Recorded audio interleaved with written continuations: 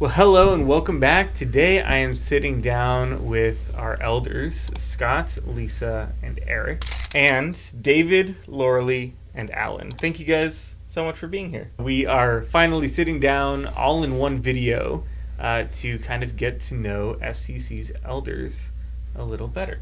So if you wouldn't mind introducing yourself and just talking about maybe how long you've been an elder to get us started. Well, I'll probably go first. I think I'm getting on year 6 right now, and serving with these folks are great. 6 years. Scott Ritter. I've been an elder for almost 5 years now. I'm Lisa, and I've been an official elder for a little over a year now. Mm-hmm.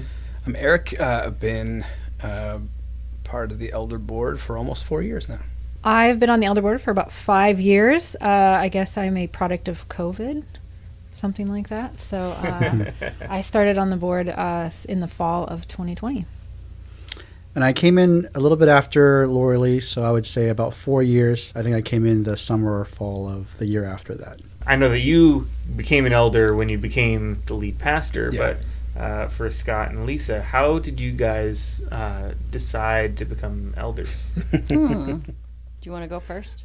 Sure. I think the premise of the question needs to work, but decide was probably not coerced. Well, I'm sorry you did it willingly. How did we trick you into this? I didn't want to be an elder. I go on the record.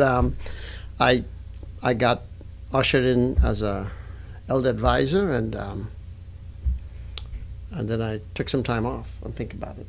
So I really didn't want to be an elder. But one of the things I find is from a question that was asked of me by Doug Chen, and I still think today it resonates with me.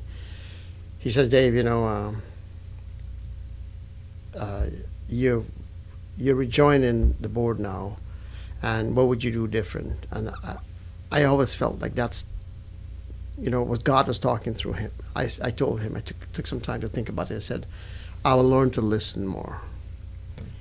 And I think that has helped me, but also serving other people. I grew up in a small church in a predominantly diverse community, Muslim, Hindus, and serving them was something that I liked as a kid. And I served as an usher throughout my entire youth and adult life. And when I came to the States, I continued to serve in other church. And I think being on the elder board now is still serving people, but at a different capacity. It doesn't change what I'm doing, but allowing us to carry out the vision, which is all about loving God and loving His children. We have a weekly Bible study home group that we do, and I think we were studying in Isaiah, and there's a passage in there where God came to Isaiah and said, I want you to serve. And Isaiah said, here am I. So I was encouraging the people in our group to, look for opportunities and where God's coming to you to serve, and raise your hand and say, here am I, Lord. Well, it wasn't that very next Sunday that one of the elders on the previously, he came up to me after church and said, hey, we're thinking about you for the elder board. And I just went, that whole thing flashed through my mind again. I just went, all right, Lord, here am I, right? So that was kind of what led up to it. Very unexpected. I hadn't looked to do that, or it hadn't been on my radar at all. It just kind of out of the blue. For me, when we started attending FCC, I remember looking through the back of the program or the bulletin that we used to have, which we don't even do anymore. And it was a huge list of all these names of pastors and elders and things like that. And I was like, there's like only 1 or 2 women on here. I'm like, when women of the church need to talk to somebody, who do they go to? Do they have the representation that talks about like that they can understand, like, oh, how do I feel about something? And so I kind of was like, that's something that I could do. I could be a voice for people, or someone they could come to and talk to. So I even feel like right now my role on the board is to be the crier Lisa and I take turns usually crying, but just to bring a little bit more of the emotion to it, and how do people feel about decisions, or how does this affect them in that way? Because sometimes you get really focused on the business end of things and not how does this make people feel? Do they feel included? Are they going to be apprehensive about things? Or how are we going to best meet their needs, both spiritually, emotionally, and physically? So that, I feel like that's what my role is on the elder board. Jay, my husband, had been asked for a few years to serve on the elder board, but at the time, he was just very busy at work. And then when he was asked to serve as an elder, and then as an elder couple, we just kind of laughed at each other. We're like, oh, they don't really know us, do they? We are just not worthy. But then when the operating philosophy was changed to allow women to serve as elders, I think Lorelie and I were asked at the same time, and I think we called each other and we're like, I'll only do it if you do it, that kind of thing. So, that's yes, great. And it's been a lot of fun, yeah, and rewarding, and a lot of work, but more rewarding than anything.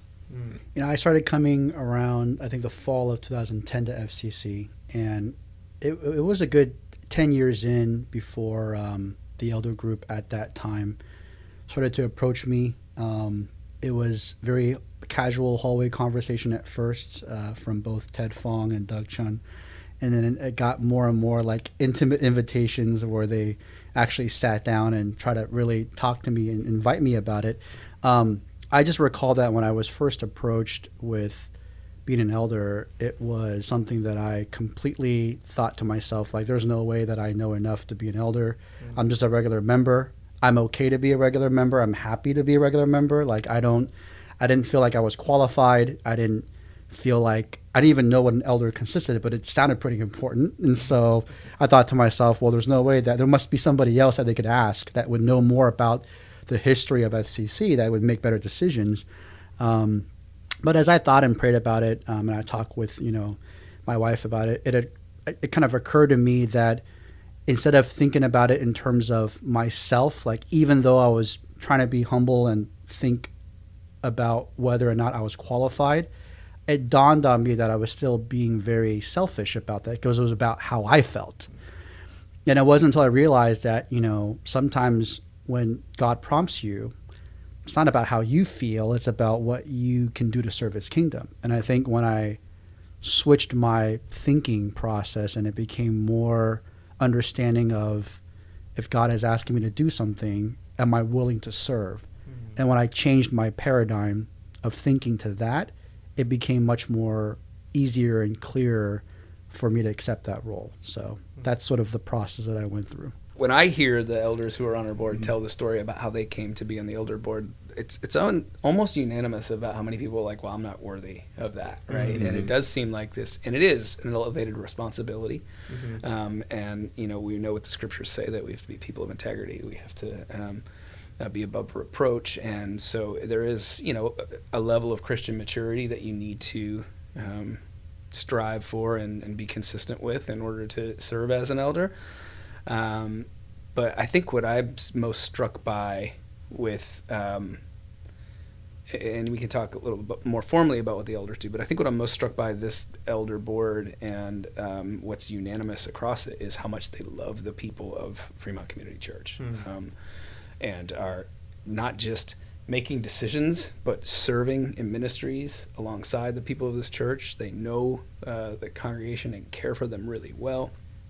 And for me, it's a privilege to serve alongside them, because they're not just checking a box and saying we have to approve budgets and we have to do all these like formal things. It's a spiritual task that they take up to really lead and care for the people of this church. But we do some formal things as well, right? We just approved the budget for this coming fiscal year at our most recent our previous elder meeting. Thank you for that, by the way. Yep. The new camera comes in. Very welcome, You Matt. snuck one in on us. Yeah. And in a lot of ways, the elders are also think very big picture and philosophy of ministry and letting our staff know here's the kind of church that God is calling us to be, and then empowering the staff to go lead us to be that church. There's obviously the financial piece where we have to make numbers work, because at the end of the day, church is still an operational thing at times. So we have to make sure that we are doing our due diligence financially to keep the church healthy, so that we can keep doing and serving. So when it comes to that, it's a lot of business, it's a lot of numbers talk, it's a lot of planning.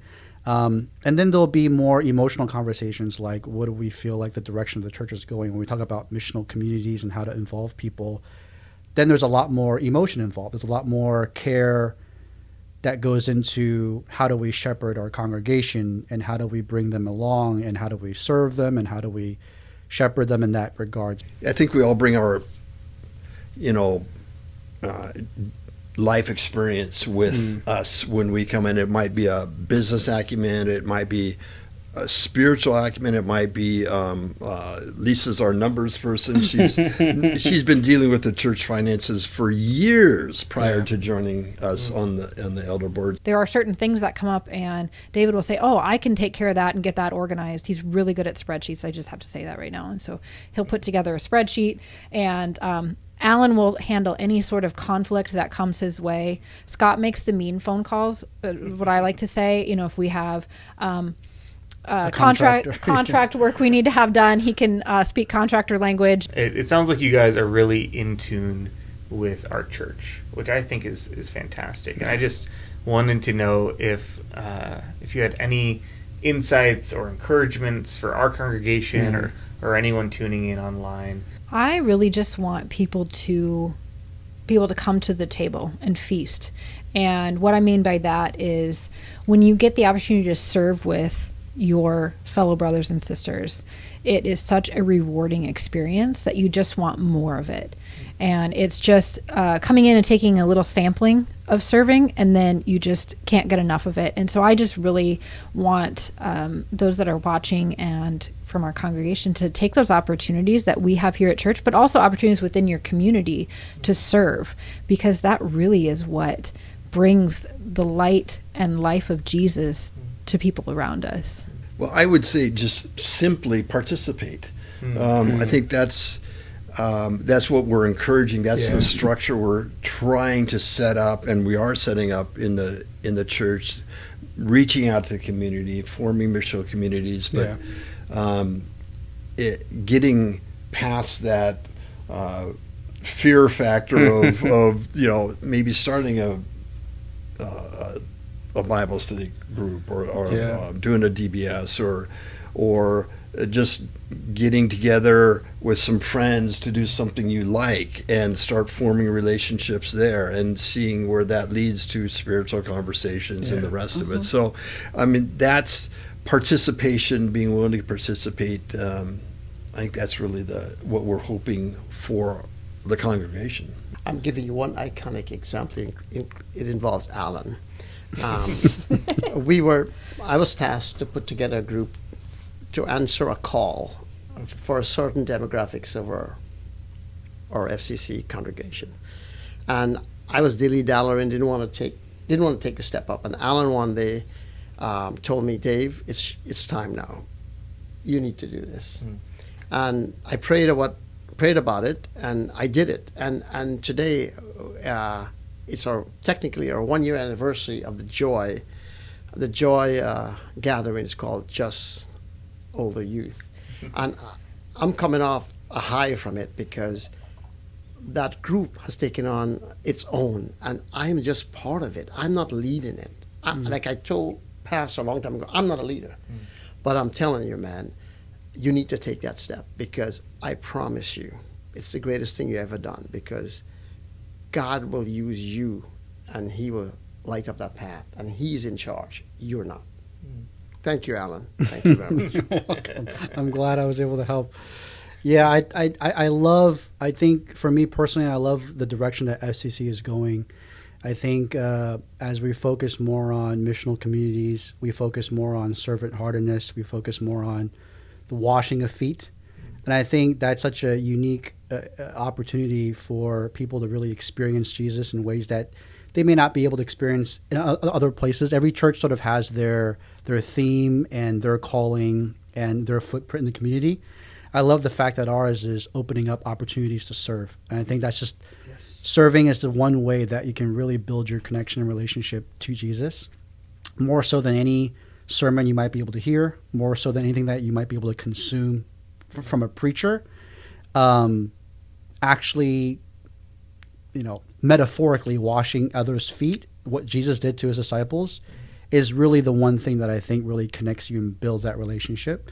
So my encouragement is every opportunity you get, whatever we have to offer in terms of our missional communities, our opportunities to serve, take full advantage of that, because that's really your the easiest way for you to find connection in God's kingdom. I would just encourage everyone, if you just have a heart for serving, there's so many different opportunities here to serve. We have that preschool, which we're always looking for, volunteer hours, maybe to sit at the reception desk sometimes when the receptionist can't come in, help with preparing snacks. That's just at the preschool. There's children's ministry is always looking for extra help. I'm sure the youth is always looking for extra help. The young adults, I'm hoping to get more involved there with Becca. There's so many different opportunities. So just reach out to one of us, one of the elders or pastor, to find out what fits your gifts and talents. Yeah, I would just, in a similar vein to what was just shared, I'm the only elder that gets paid, right? Like I'm a staff member too, right? And so like I have this kind of dual role, whereas the other elders are volunteers and give of their time, and it's not just giving of time to like walk with people through tragedy, take something out of you too, to do some of the other stuff that elders do, conflict management. That's not fun stuff. And yet, Jesus meets us there when we step out in faith. And I don't think any of our elders would say, yeah, I wish I wouldn't have given of myself to serve others. I wish I could have that time back. We're so blessed by that, by being able to do that. And so the encouragement is to follow that lead in our congregation, to be like Scott. When you hear that voice, say, here am I, send me. I really appreciate you guys being willing to step up and lead, even though there was some hesitancy. I think it's really proven that, you guys just serve so well. Like all of you guys are saying, just serving our church, serving one another, serving our communities. It's such an incredible demonstration that you guys are providing for our congregation of how to live life on mission. So thank you for sitting down with us, and thank all of you for sharing. If you would like to hear more from us here at FCC, then we have another video for you right here.